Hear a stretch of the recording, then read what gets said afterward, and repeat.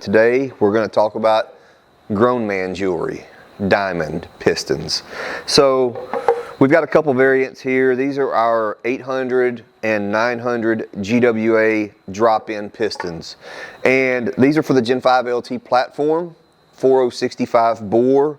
We do also offer the 800 GWAs in a 5 over for the engines that have a little bit more mileage that may need to be honed out to clean up the cylinder finish and make it true. They're also a drop-in piston rod combo as well. So let's get into it. When we set out to design these things, we wanted something that was really robust, that would handle all the power adder applications, nitrous, boost. They come with a nice ring package. They come with deep valve pockets for large camshafts.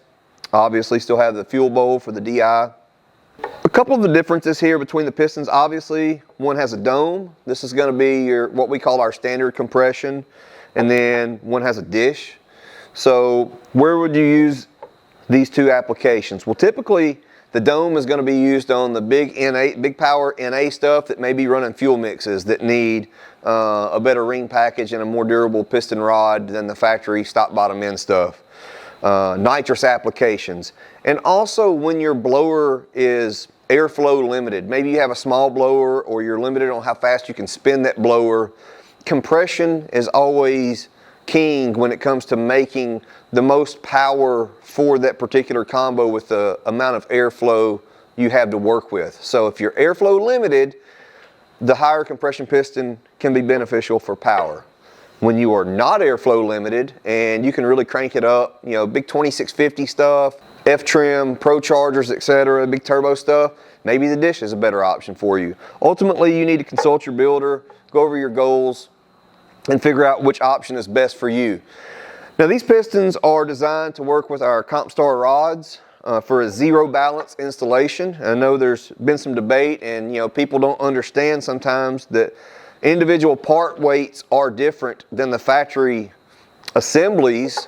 However, the bob weight, when you do the formula for figuring bob weight, is within, maybe like 1%. You're talking 1,890 something gram bob weight, I think, stock. I don't know that off the top of my head anymore.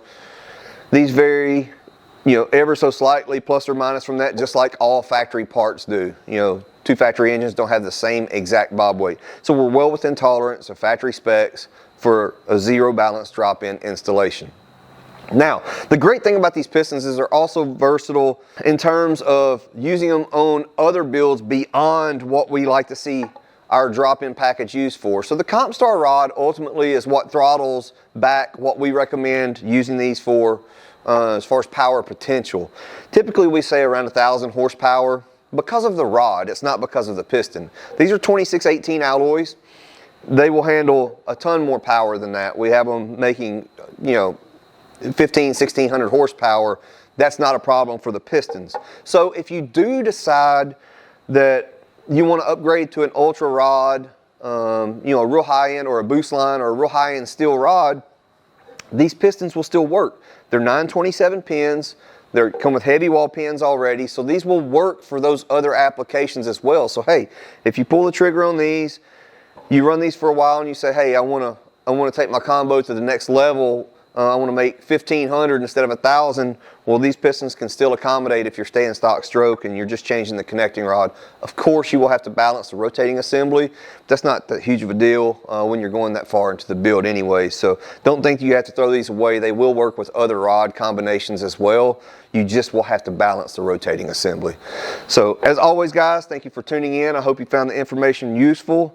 Hit us up with any questions or comments. Tune in next time.